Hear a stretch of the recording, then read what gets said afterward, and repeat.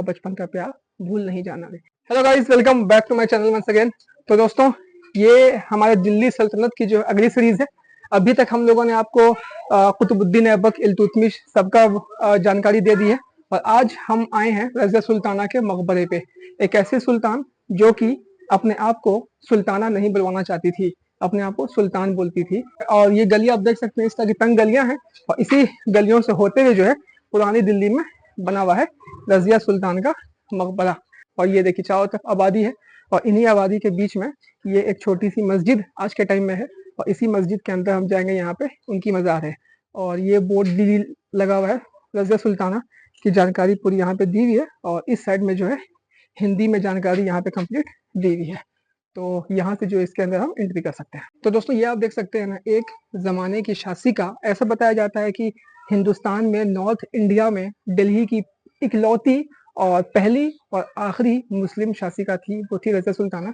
आज आप हालत देख सकते हैं इनके मकाम की, आखिरी मकाम इनका कैसा है। अगर आपको हम रज़िया सुल्ताना से थोड़ा पीछे लेकर के जाते हैं, तो हमने आपको मोहम्मद गौरी के इतिहास बताया था। मोहम्मद गौरी के बाद जो है सत्ता संभालते हैं कुतुबुद्दीन ऐबक। कुतुबुद्दीन ऐबक ने जब सत्ता संभाली थी दोस्तों, तब उनके साथ साथ दो और लोग आ गए थे सत्ता के लड़ने के लिए।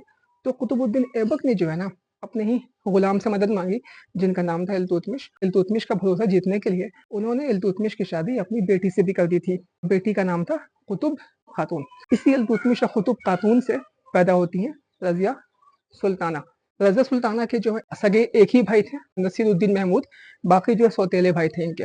और इल्तुतमिश की अगर हम बात करें तो इन्होंने कुतुबुद्दीन ऐबक के 1210 में मरने के बाद 1211 से 1236 तक सत्ता संभाली थी, 25 साल तक।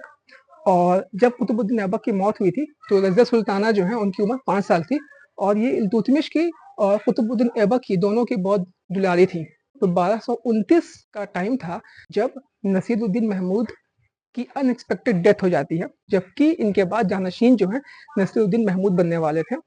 और 1232 में ऐसा होता है कि इल्तुतमिश जो है किसी काम के लिए बाहर जब जाते हैं, तो अपना एडमिनिस्ट्रेशन को संभालने के लिए जो है उन्होंने रज़िया सुल्ताना को यहाँ पर मुकर्रर किया था। और जब वो वापस यहाँ पे आते हैं तो देखते हैं कि भाई उसने तो बहुत ही अच्छा काम किया है।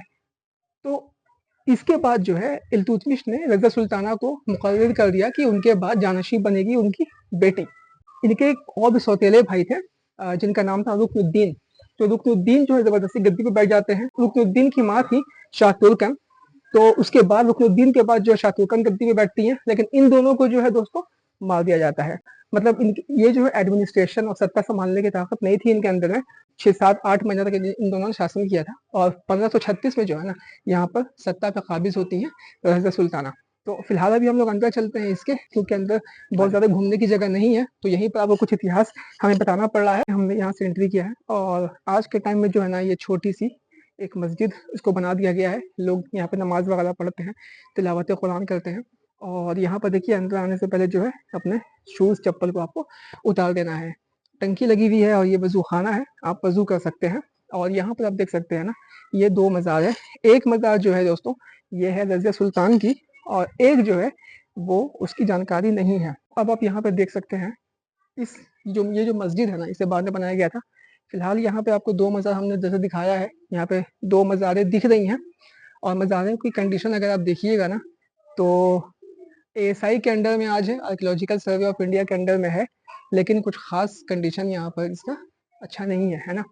तब भी इन दोनों में से एक है रज़िया सुल्तान की और एक मज़ार जो है वो अनआइडेंटिफाइड है। और इन दोनों में से जो है कौन सी रज़िया सुल्तान की है, इसकी भी कुछ खास जानकारी नहीं है। एक खास बात दोस्तों और यहाँ पर यह है ना कि ऐसा बताया जाता है कि रज़िया सुल्तान की मज़ार जो है वो हो सकता है कि कैथल में भी हो, क्योंकि कैथल में भी एक अनआइडेंटिफाइड बिल्डिंग पाई गई है जिससे बताया जाता है कि वो रज़िया सुल्तान की मज़ार है। लेकिन ये भी जो है कहा जाता है कि ये भी रज़िया सुल्तान की ही मज़ार है। बाकी हकीकत क्या है अल्लाह जानता है। तो चारों साइड से आप देख सकते हैं यहाँ पर फिलहाल जो है कबूतरों की बीट वगैरह ये सब चीज़ें यहाँ पे हो चुकी हैं, रखी हुई है। और कुछ कुछ मज़ारें जो हैं दोस्तों आप यहाँ भी देख सकते हैं, एक छोटी सी मज़ार यहाँ पर भी है, ये बच्ची की मज़ार दिखती है। तो ऐसा बताया जाता है कि रज़िया सुल्तान जो है वो बड़ी ही सेक्युलर शासिका थी और वो जो है काफ़ी अच्छी शासिका थी। लोग उनसे ज्यादा खुश भी थे। बचपन में ही उन्होंने काफी अच्छे से पढ़ाई लिखाई भी की थी, घुड़सवारी भी उन्होंने सीखा था, तीरंदाजी भी सीखा था और कई तरह के हुनर की जो है वो औरत थी। जहां तक हम उनके शासन की बात करें ना, तो ऐसा भी कहा जाता है कि उन्होंने लोगों के लिए भी काफी सही काम किया था और हिंदूज के लिए जो टैक्स लगते थे ना, उस टैक्स को भी खत्म करने का या कम करने की काफी ज्यादा कोशिश भी की थी। लेकिन ये जो कहानी हम सुना रहे हैं ना दोस्तों, वो इतनी आसान कहानी नहीं थी। स्टार्टिंग में तो कुछ नॉवेल्स उनके साथ थे ही। इल्तुतमिश ने ही तुर्कन चहलगनी करके ग्रुप बनाया था 40 नॉवेल्स का। आज के ज़माने में जैसे होते हैं आईएएस आईपीएस ना, उस ज़माने के वो नॉवेल्स हुआ करते थे। और उन नॉवेल्स का काम ये था कि कौन राजा रहेगा, राजा का काम क्या है, कैसा है, सही है, नहीं है, ये सब डिसाइड करते थे। और जहाँ भी उन्हें लगता था ना कि कुछ गड़बड़ी हो रही है, सीधे वो मरवा देते थे या राजा को हटा देते थे। तो स्टार्टिंग में तो ये जो नॉवेल्स थे ना, काफी सही था, लेकिन आगे चलते चलते जो है ना, इल्तुतमिश का कायम किया हुआ ये 40 नॉवेल्स का जो ग्रुप है, उनके सर पे ही बोझ बन गया। पहला वजह तो ये था कि रज़िया सुल्ताना जो है ना, वो घुड़सवारी करती थी, उनको जो है तीरंदाजी करने आता था, कई तरह की एक्टिविटी करती थी। और उस जमाने में ये लोग ये सोचते थे कि ये सब जो एक्टिविटी है ना, ये औरतों के लिए जायज नहीं है। उनको अपनी इंसल्ट फील हो रही थी कि हम जो है किसी औरत के अंदर कैसे काम करें। ये था दूसरा वजह। तीसरा वजह ये बताया जाता है दोस्तों कि उन लोगों ने ये बोला था कि रज़िया सुल्ताना को जो है इल्तुतमिश ने कभी भी उनकी जानशीन नहीं बनाया था। रज़िया सुल्ताना जो है जबरदस्ती गद्दी पे बैठी थी। और चौथा ये था दोस्तों, उन्होंने ऐसे-ऐसे काम किए थे जिससे लोगों को ये लग रहा था कि वो जो है इस्लाम के खिलाफ काम कर रही हैं। जैसे में उन्होंने पर्दा सिस्टम को ख़त्म कर दिया था। खुद भी लोगों के सामने आती थी, हाथी पे बैठ कर के बिना पर्दे के लोगों से बात करती थी। फाइनली लोगों ने उनके खिलाफ षड्यंत्र रचना स्टार्ट कर दिया। कहा जाता है कि रज़िया सुल्ताना ने जो है डिप्लोमेसी यहाँ पे नहीं अपनाई। उन्होंने पूरी कोशिश की कि ये जो भी लोग विद्रोह कर रहे हैं, उसको कुचल दिया जाए। और यही सबसे बड़ी भूल थी। और यहीं के बाद जो है ना, स्टार्ट होती है उनकी लव ट्रायंगल।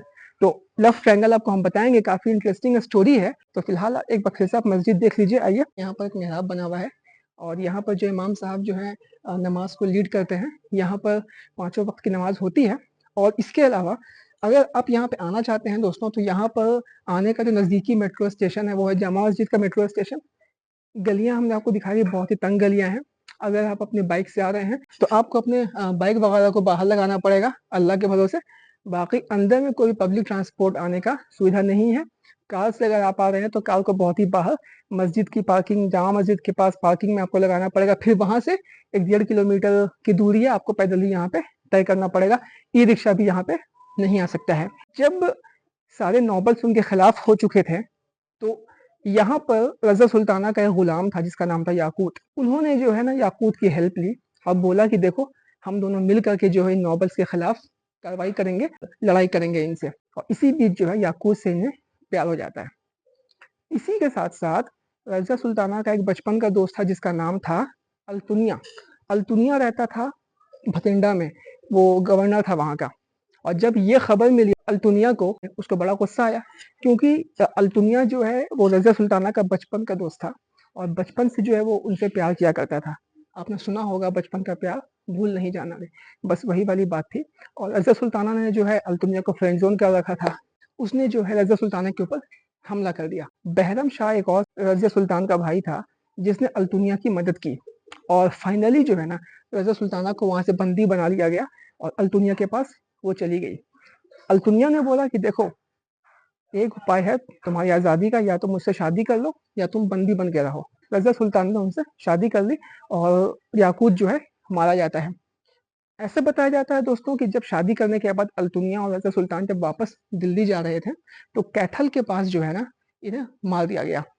और जब मारा गया इन्हें, ऐसा बताया जाता है कि साथ-साथ में अल्तुनिया को भी मार दिया गया। कन्फर्म नहीं है, ऐसा बताया जाता है कि बहरम शाह ने ही इसे मरवाया था, रज़िया सुल्तान को और अल्तुनिया को। क्योंकि रज़िया सुल्तान के बाद जो शासक बनते हैं वो बनते हैं बहरम शाह। इतिहास तो इनका बहुत ही बड़ा है, बहुत ही बड़ा है। 3 साल, 6 महीने, 6 दिन इन्होंने शासन किया था, 1236 से लेकर के 1240 में। 1240 में इनकी मौत हो जाती है। तो दोस्तों, ये थी हमारी इस सीरीज में रज़िया सुल्तान की वीडियो। उम्मीद करते हैं कि आप लोगों को मजा आया होगा। अब हम इसी सीरीज की अगली वीडियो लेकर के आने वाले हैं, जहां पे हम अगले बादशाह बहरम शाह, गियासुद्दीन बलबन, वो सब आपको हम दिखलाने वाले हैं। उम्मीद करते हैं कि आज की वीडियो में आप लोगों को मजा आया होगा। लाइक कीजिएगा, कमेंट कीजिएगा। हम मिलते हैं आपके साथ एक और नई वीडियो में किसी नए जज्बे, नए इतिहास, नए जानकारी के साथ। तब तक के लिए जय हिंद।